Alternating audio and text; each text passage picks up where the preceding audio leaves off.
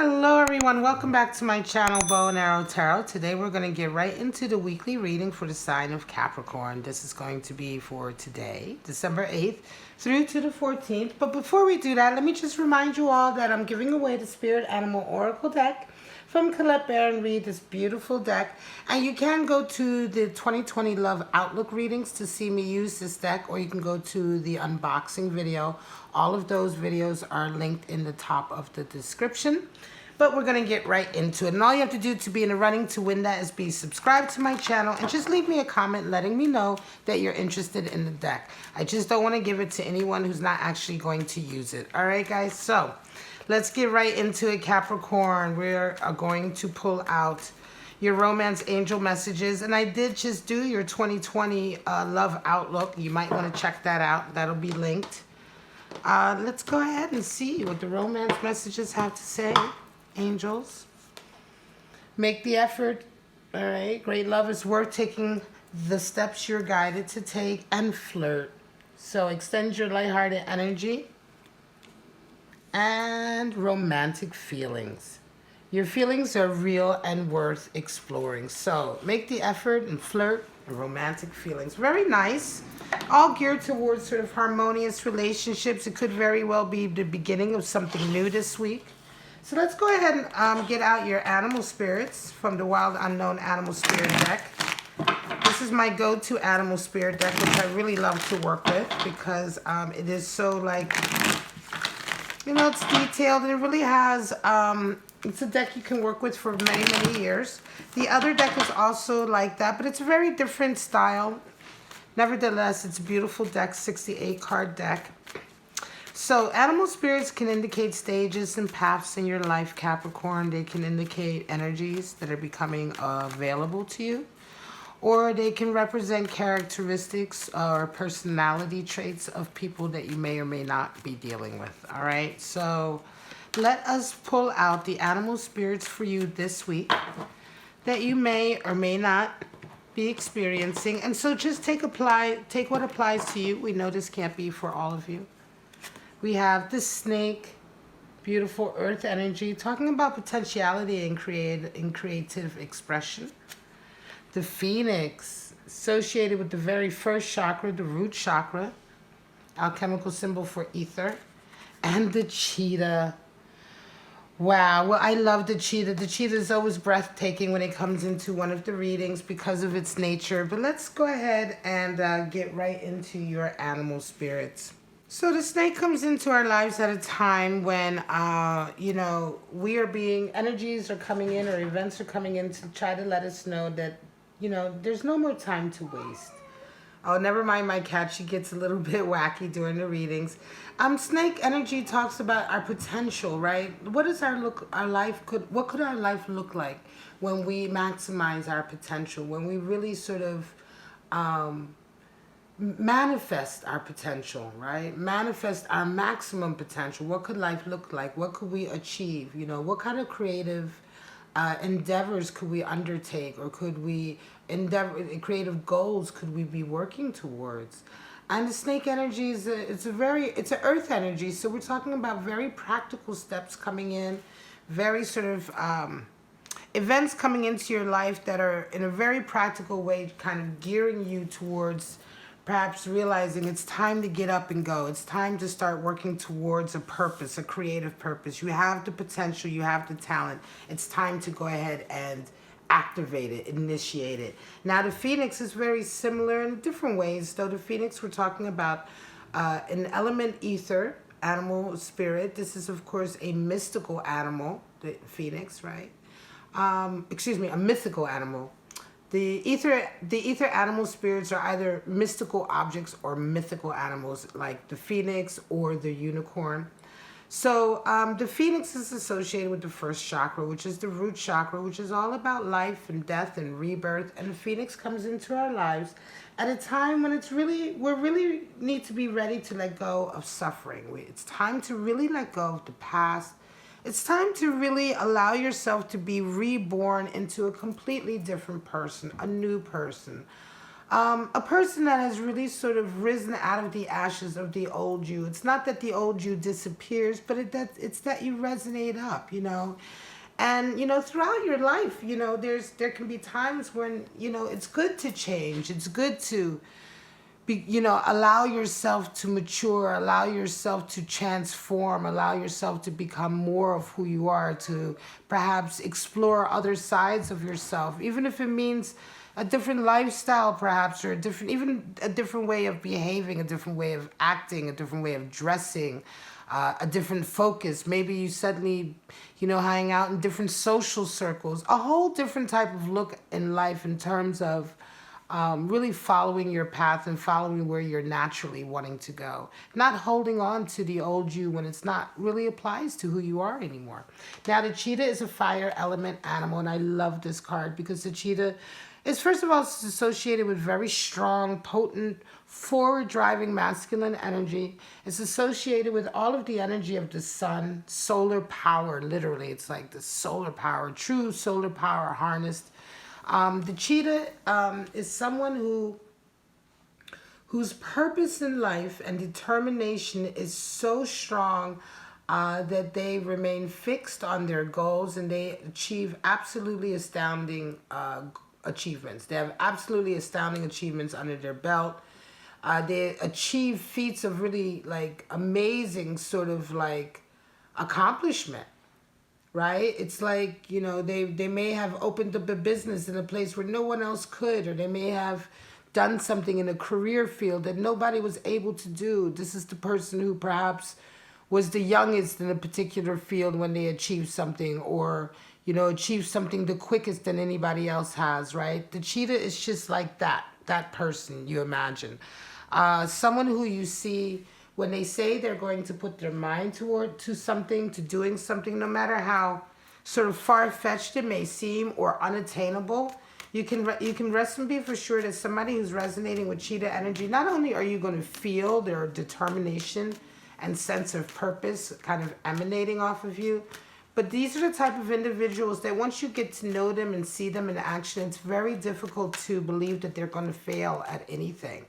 You know, they're just very awe-inspiring, and in general, inspiring, right? They can be very motivational to people around them. They can, you know, these are the type of people that get everyone else around them to want to do what they do, or to want to try to be like them.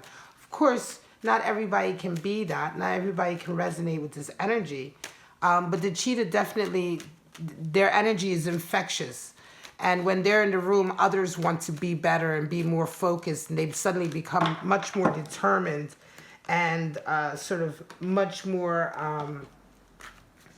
I want to say, motivated, right, to accomplish something, or to say they're going to try to accomplish something, because just standing in sort of that heat that the cheetah emanates is already quite magical. All right, so my lovely Capricorn, let's pull out your energy. I love that cheetah card. It's just such a great card when we're trying to achieve anything, because it's really one of the highest cards for achievement in the animal spirit deck. So when the cheetah comes in, you know, it always feels good, because it feels like you're going to get whatever you set your mind to. We have strength. Beautiful. 8 of Swords and the Hierophant. So some of you are coming into this week really exercising, you know, a lot of boundaries. You have 2 8s here. 8 is the number for strength and boundaries. With Strength card, Major Arcana, this is where we begin to learn what we can handle. You know, everything that the Strength card is about first of all, taming our baser emotions, taming our jealousy, our envy, our pride, you know, our lust at times. Taming these baser sides of ourselves in a way, and learning where we are strong, you know. It's the card also for boundaries, because setting boundaries with yourself and the world, being restrictive, is a way of discipline. It's a way of disciplining yourself, and it's a way of learning strength. Discipline is strength. You know, having the discipline to do the right things is a source of strength. And the more you learn to do that in a positive way, the stronger you become. And setting boundaries for you and the rest of the world is part of that. You know, saying, look, Only this is what I can handle. This is what I can handle. An example would be in a relationship. If there's certain aspects to a relationship which are responsibilities that you can't handle. For instance, if you're dealing with somebody who has children from a previous relationship, and you want to be with this person, they want to be with you, but they're also requesting you to now be a new parent to their children, and you're not ready for that, then that's something you have to establish. You have to let them know that. These are boundaries that you have to establish in your life so that the people you're with know who you are authentically, and so that you maintain your strength and your energy in a healthy way so that you can be the best you can be in a relationship. If you don't set a boundary like that, and then you end up dealing with the children, and it becomes very oppressive and stressful, and it ends up interfering with the relationship, and now your relationship is on the rocks because you're not communicating, you're not getting along, because you're stressed out, then you really only have yourself to blame. You can't suddenly make the relationship say, well, how do we fix this? Well, you know how to fix this. You knew from the beginning that you couldn't handle dealing with the children, that it would be too much of a pressure. Yet you allowed yourself to do it anyway. So you don't, you know what I mean? You can't really then try to get the relationship to mop up the mess. You know, you have to take responsibility for that. And that's all part of strength. And so with 8, we also see boundaries. So you're coming into this week, and it's interesting. It's two opposite sides. You come in exercising your boundaries, maintaining your position of strength for yourself in a healthy way, right? All of this, what I just discussed, and then you're met with an 8 of Swords, which is somebody who is overly restrictive. And because of their over-restrictiveness, they find themselves alienated. And yes, there are boundaries between them and the outside world, but they're not healthy boundaries. They're extreme boundaries. They're boundaries that allow no one else in. These are the type of people who don't listen to others. They're unwilling to take advice. They're always playing the devil's advocate. This is the person that will ask you for advice. Then when you give them their advice, they will devil's advocate argue with you about it, as if you now have to state your case or prove your case. And it's like, well, hang on a second. You asked me for advice, so take it or leave it. Why do I now have to prove what I'm saying to you is worth you accepting? Either you take it or you don't. But this is a typical gaslighter tactic that people use. This is a typical sort of toxic energy that a lot of people will use. You'll be surprised how many people will do that on a regular basis. I speak to people all the time, just regular people every day, you know, in my social life or online, and it's like this little tiny bit of weird sort of toxic kind of narcissistic energy is there, and people don't even realize it. And they may innocently be asking for help, or they may innocently have a conversation with you, and before you know it, you're in this weird dynamic because of their inability to sort of accept anything that anybody's able to say to them. You know, it almost, this muscle kicks in. It's a defense muscle, because so many people are very, very defensive nowadays for various reasons, right? Society is going through a real change. And so in any case, you're dealing with this. You're dealing with this toxic energy, but you're on the other side of this boundary in the sense that you're putting positive and healthy boundaries in place. You round out the week with a Hierophant, which means that I think for some of you, you absolutely double down on a commitment. It's interesting. You may continue to make a commitment to this person. Why, I don't know. You may feel, because it says make the effort, and then you have Hierophant. And Hierophant talks about commitment, right? Ultimately, it can be also, you may indeed also have a spiritual teacher, a counselor, or someone who comes in and helps you with this. Some of you may be in a relationship or in a marriage, and you may be speaking to your pastor about this week. There's something going on with the Hierophant, and I hesitate to say that you're doubling down your commitment to this, because that would be, Capricorn, that would be you making commitment to a very toxic energy. But I do feel you're making an effort, and so in this way, I think for some of you, you're going to be seeking out counsel or help from someone with this situation, because this person is probably somebody very close to you, husband or wife or a child even, and communicating with them has just become impossible. And it's time to change. It could very well be that you're tapping into some Phoenix energy, in a sense that you are now approaching a situation that has probably had a very rough dynamic for quite some time, with a very different sort of approach, with approach of possibly getting help from your spiritual leader, your religious leader, or your cultural sort of leaders, right? Or someone in in your group or your life that has that kind of authority for you to help you out here. All right, guys, next spread. Are we upside down? No. Knight of Wands, Empress, and we have the Knight of Swords. I don't read reversals.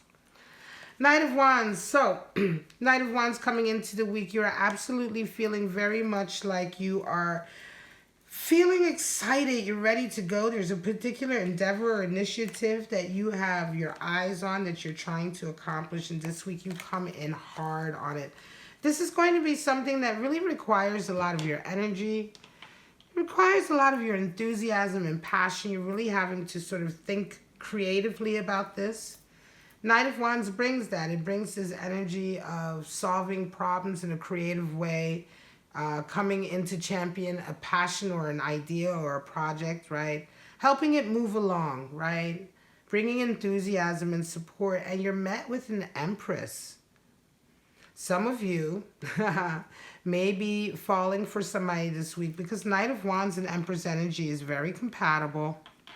And I believe that you may indeed be coming in towards somebody this week, meeting your divine soulmate, your divine feminine soulmate. You may be resonating with very sort of go-getter energy, and boom, you run into your Empress this week. This is going to be somebody who's very sort of receptive to you, very beautiful, attractive. You right away feel a very sort of connection to them, a feeling of attraction. You have romantic feelings for them. We have romantic feelings and flirt. But you are met at the end of the week with a Knight of Swords, and I think you just want to take care. This may be an individual who is a part of this, right? There may be somebody else here who's coming in, because the Knight of Swords is coming in with all of his sort of focus on this. That's what the Knight of Swords brings, focus and attention and laser insight. And they're rushing in all of a sudden. And it could very well be that you coming towards this Empress or meeting this Empress, running into this Empress. In any case, the sparks that fly from this causes somebody to come rushing in and dealing with this. So you may be dealing with some third-party energy, or just somebody who is concerned about you having something to do with this beautiful, beautiful Empress individual here. Two of Swords, Three of Pentacles, and Seven of Pentacles. So Two of Swords talks about a decision. Some of you are in a position where you're really having to make an important decision about something. You're really not sure which way to go. Two of Swords is really that land of indecision. And oftentimes it's because you're being given an impossible choice, right? So you're having to be very sort of discriminatory about it. You're having to go really inside yourself and really feel which one you think is the right decision. It's very difficult. And oftentimes the best way through the Two of Swords scenario is to find balance in situation. I always say that with this card because that is the message of this card. You're met with the Three of Pentacles, and it could very well be that this is all to do with your career, your finance, or business. You come into this week, you have a lot of work to do. You're meeting with a lot of people, but by the end of the week, you're really back to feeling sort of contemplative. You're really reevaluating where you're at. I think this Two of Swords is some event that's come into your life, Capricorn. It's really made you think about where you are with your career. Is this what you want for your career? You're starting to get certainly some of your rewards are coming in, and you're having, your career is definitely thriving because you're engaging with people, you're collaborating. Certainly this week you're working with a lot of people, but it could also be that this working with people this week may be something new for you. It may have increased recently. But whatever the case may be, after a lot of this kind of activity or this dynamic this week, you are left with a feeling of contemplation. And it could be that the decision you started off with the week with has now really changed into a whole different scenario because you're seeing things from a different perspective. And it may not be so much the decision that you thought you had may not be the same decision you're left with at the end of the week. You may be looking at everything very, very differently. You may be tapping into some of that snake sort of animal spirit energy in the sense that you realize that your potential lays elsewhere. And so this decision may not even be necessary, right? Whatever the case may be, you're going to know what I mean. But this is almost like once you start to do this reevaluation, the third way, which I say is balance, may become much clearer to you. And I think that a lot of you are going to be contemplating taking a very different path with regard to your career and your business life. Wow. King of Wands, Emperor, and Queen of Wands. All right, Capricorn. What's up with that? You come into the week. You come into the week with the King of Wands, which is a very sort of a leadership position, definitely. You know what you want, right? You're going after your goals. You're already a king at manifesting your goals. So you already sort of know what you need to do. But you come up across a Emperor energy, which is a feeling of sort of someone kind of coming right up against you with their sort of idea, right? They may be sort of supporting you or not. I don't necessarily feel that this is someone who's against you, but this is someone who's very formidable that you're coming up against this week. And it could really turn into a situation where you guys work together. But in any case, whatever your project is impacts this individual. And this person is just as strong as you are, but in a very different way. This Emperor individual or this person resonating with this, of course, Emperor resonates with Aries. This person is going to be coming from a very different point of view. They may be coming from a much more conservative point of view than you are. Because the King of Wands is the very quirky, individualistic, you know, sort of unique king, right? But the Emperor is sort of he's the leader of the establishment, you know, the stable, the power base, you know, what we will consider to be the establishment, the status quo, keeping the status quo, right? This is what the Emperor is more about, maintaining the stability of what has always been there. Whereas the King of Wands is much more about leading the rebel charge, changing things, right? Opening it up for creativity. And so Emperor energy can sometimes really come in like this as a sort of, hang on a second, what are you trying to do? It's sort of like maybe even someone that is a little bit above you in your company or in your project, and they're saying, hang on. Or in any case, this is really very much the energy of the status quo kind of that you're running up against. And you round out the week with a Queen of Wands in the sense that you are going to really have to play this one carefully. You're going to have to be less king and more queen, and really employ a lot of your wisdom that you've learned from being in this situation before, Capricorn. Yes, you go after what you desire, but the Queen of Wands is the one who shows up when the situation is going to involve a lot of ups and downs, a lot of difficulties, a lot of obstacles. You know, she's the one who shows up. She's the energy that shows up when the next path ahead or the next stage ahead is going to require a lot of wisdom, a lot of forethought, and a lot of being very strong emotionally, because the queens are all water. And so the Queen of Wands is extremely strong emotionally in the face of a lot of fire, in the face of a lot of difficulty. So this is what is being called for, and this could very well be because you're coming in on something that you really want to manifest and accomplish. But the establishment that you're coming up against, whether it's a person, a company, or just the establishment, is going to be very difficult, and you will have to sort of pull on your Queen of Wands energy to get through it. Some of you may have a Queen of Wands in your life individual who's coming in to help you through it. But in any case, this is the energy that is needed to deal with this Aries. All right, guys, it's almost like in tandem, these two energies will be enough to sort of face the very formidable Emperor. All right, guys. This is your reading, Capricorn, for December 8th to the 14th. I hope you enjoyed it. Please like, subscribe, and share. Don't forget to let me know if you are interested in this deck. And if you are, make sure you are subscribed. Don't forget to let me know how you like the videos in the comments. You know, engage. Share your stories with us if any of this resonates with you. I do respond to all my comments.